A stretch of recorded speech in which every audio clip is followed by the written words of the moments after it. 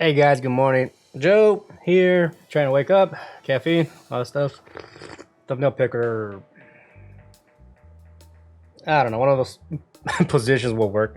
Freeze frame it or something.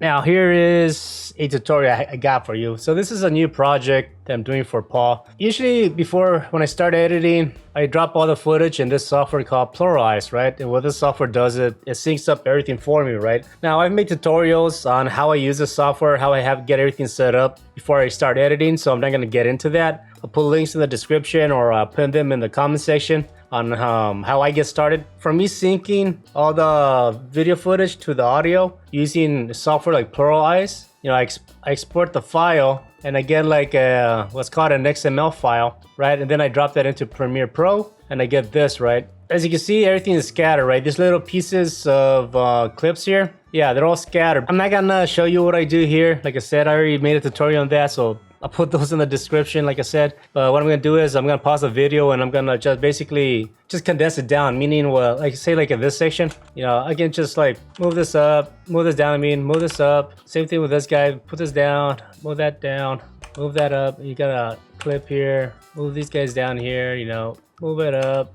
You know, basically that's all I'm gonna be doing. And then I'm gonna cut the gap, say like in between these two clips, this empty space, I don't need it, so I can just cut that, delete it. That way I can export this, and then I'm gonna like use Timebolt to detect any silence, to help me to cut out any like dead silence that's inside of like my project here, right? And yeah, basically what I'm gonna do is I'm gonna create the entire timeline project into something similar to this, right? What you see here, and then I'll export it, and then I'll show you what I do, right? So I'm gonna pause the video and I'll show you what I do next.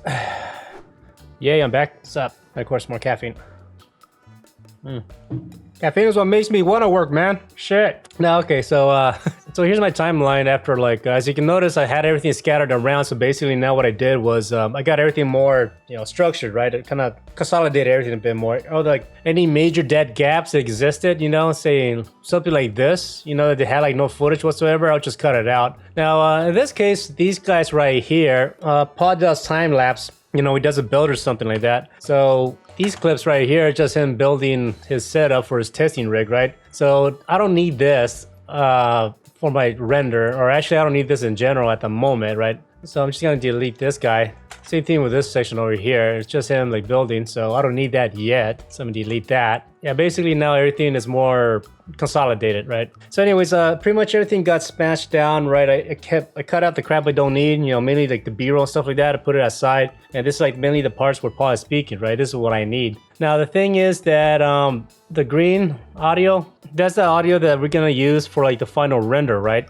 This audio right here, this is from the camera, so we don't need it. So I'm just gonna like right click and I'm gonna disable it. It's gonna turn gray. So in other words, what that happens is it's gonna mute this. And when I render this video, it's only gonna render out with this audio, which is from the lavalier, which is what we want. Now, before we do that, I'm gonna select all of this. I'm gonna right click. I'm gonna go to audio gain. And I'm just gonna bump this up a bit. I'm gonna go to like, let's just say 4. I just wanna make this loud before I render this out. So now what I'm gonna do is basically I'm gonna render out a very tiny version of this for Timebolt that was able to detect the silence for me, and I'm able to cut it out quicker, right? So what I do first, before that, we don't need to see the footage. So again, I'm gonna select the video clips. I'm gonna right click. I'm gonna disable it, right? Just for this part, mainly for like a quick render. Since it's just gonna be a black screen, it just renders faster. That's the only reason why I disabled it, right? So I'm gonna go to File, Export, Media, and basically I already have a preset, which is, I call it a cookie cutter because I'm cool like that. I'm gonna cue this, the render. I'm gonna use my media encoder for that, and because like there's no image, you know, it's very tiny, a video file. Yeah, it should render out like super quick. So yeah, it should take like maybe 2 minutes the most. Yeah, it's even less than that. See how fast it goes? Yeah, so little things like that help save time. So now that rendered out, all right, so we got our video file here.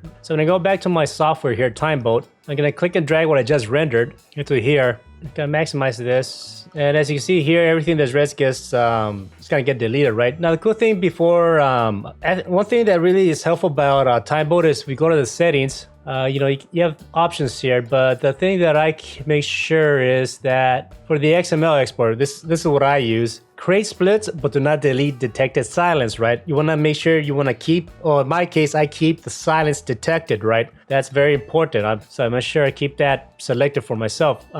because I use Premiere Pro, I have XML support. If you have any other softwares, then you use these options, right? But yeah, XML, I want to keep the silence for myself. So I'm going to hit done. So I'm going to export this XML, and usually the XML file appears next to like the video file that we dropped in here into Timebolt. Minimize that. When you drop this XML file into here, usually what I like to do is I'll create a new bin, and usually I'll name this, I don't know, say Timebolt. Then I'll add delete to remind myself to delete this later, because once I use it in the sense to cut out the silence, I don't need it anymore, and I can delete it, you know, just to keep things organized. So I got my bin here, I got my XML file, I can click and drag it in here. Take a while, there it goes, right? So I brought in that file, which is, like I said, it's black, but it has the audio file. See all that? So this is the clip that we dropped inside of Timebolt. And this is the new sequence that I created. Now if I double click on this guy, see, this is where it becomes handy. See all the red, all the cutout areas in the green? Yeah, basically everything that got cut out, it gets saved in the sense of it doesn't get deleted automatically. It's all here, right? And that is very, very beneficial for me, and this is why. So what I'm gonna do is I'm gonna select this, I'm gonna right click, go to label, select label group. It's gonna select everything that's a similar color of this label group, which is the silence, and that's red.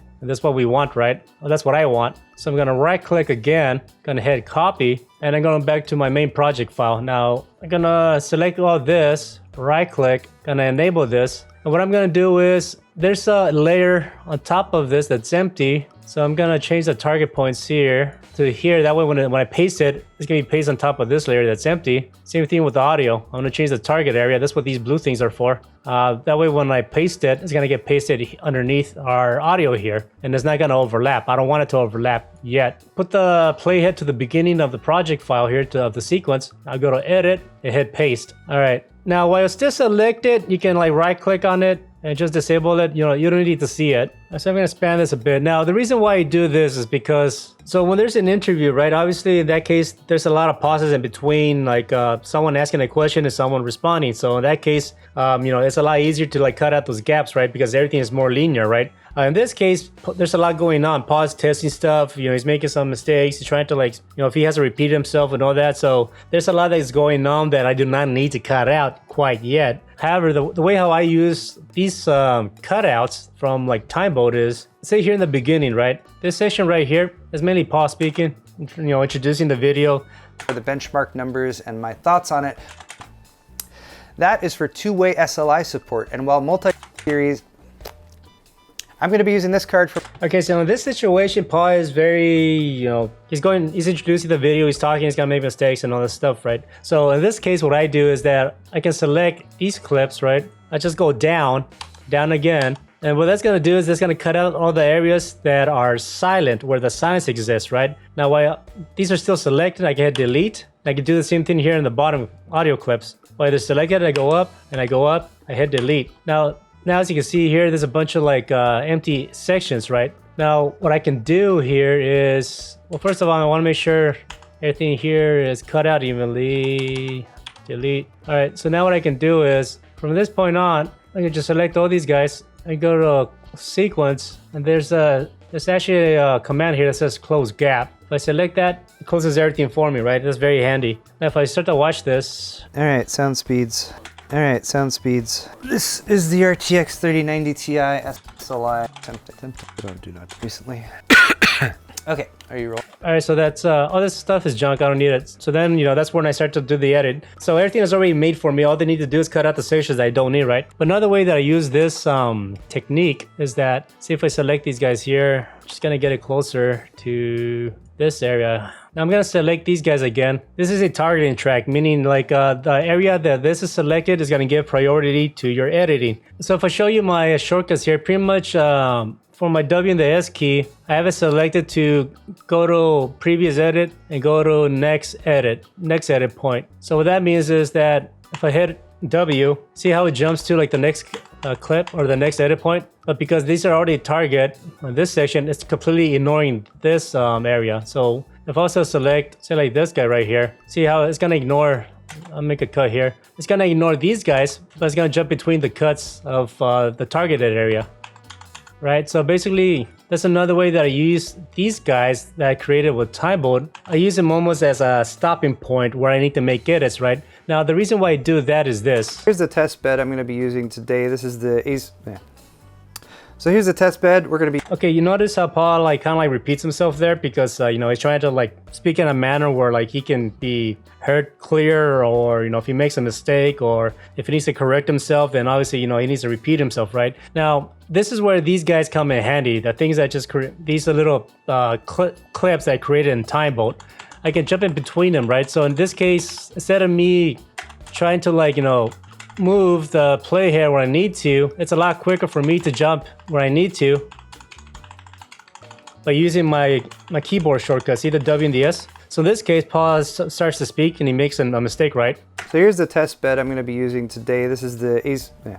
You know, he makes a mistake, so he repeats himself. So here's the test bed we're going to be using today. This is the Asus. All right, so just to make sure if he doesn't make a mistake here, I actually have a shortcut, which is shift to space, and then I can hit back to jump here to listen to what he says. I got the Intel 12900K. Okay, so he starts speaking about the Intel, about the CPU he has, right? But in this case, I know that I don't need this section here, right? So instead of me, say, getting like say if I didn't have this, let me delete that. I have to like try to manually move the playhead where it's at. I can make an edit, then delete that, right? Oh shit, oh, I need these guys selected, my bad. I can make an edit, then I select that, right? Or I can get the blade tool, try to make an edit, you know, whatever. Then I can select this and delete that. But again, that's just too much work. It's too much time. So I use these guys almost as a stopping point to let me know where I can make a cut, right? So I use my keyboards, up. Then I use a macro on my mouse here to make a cut through everything where the playhead is at, slices everything, and I can just select this quickly and delete it. So here's the test bed we're going to be using today. This is the Asus ROG Strix. I got the Intel 12690 Maximus Hero. Another thing I do is basically I have macro set up on my mouse to make a cut here. I move up, I make a cut here, I move back, I select everything, then I do like a ripple delete, I hold shift and delete, right? So I have a macro that does all that for me. So if I can do that. So again, using my mouse, I have a macro, you know, it does that for me super quick, right? So yeah, these guys come in handy to be used almost as a marker where I'm able to make a cut, right? So instead of me like manually moving the playhead or, you know, using the blade tool or whatever, then I could just simply, you know, use my shortcuts and make a quick cut there. It's done. See what kind of... So yeah, then, you know, basically, again, you know, there's like two sections here, but again, I don't need that. Basically, all I'm doing is I'm using this clip as a stopping point to say, hey, you can make a cut here because the rest is, you know, silence. So I slice here, go up, I slice there, I select all this, delete it all. So yeah, that's another way that I use Timebolt to like make my edits, right? Is basically I use it as a visual stopping point where I can, you know, move my playhead up, do a quick edit, I move up, I do another cut, I move up, I move up, I move up, I make another cut, select all this, ripple delete, you know, and so on and so forth, right? In fact, there's at least one other person who has... Yeah, because, you know, Paul's not continually speaking, he was moving stuff around, you know, I don't know, there's noise that happens in between cuts or whatever, but there's stuff here that need to show, right? And that was like as of last night. Did some Port Royal 3D Mark scores. You'll see he's thinking, he made a cough. Timebolt detected it as noise, so, you know, he left it in there. So if I cut that, I have a visual here and I can cut that. All this section here, again, just by using like these guys, you know, I'm able to use it as a stopping point. So I know where to go visually. Select all this, just quick delete. I'm trying to remember all the things I wanted to point out at the beginning of this video. See, obviously he's talking to the camera, crap that he doesn't need. Okay, there's lots to be said, but let me quickly... Yeah, he makes a mistake.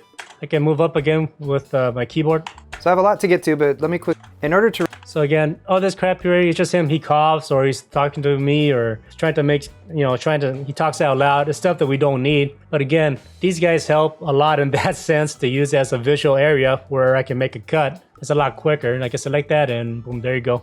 Anyways, yeah, hope that's helpful and all that good stuff. And like, if you found the video helpful, I'll put some QR codes if you want to hook it up with the coffee. As you can see, caffeine keeps me going because, yeah. All right, thanks for watching. Talk to you next time. Peace.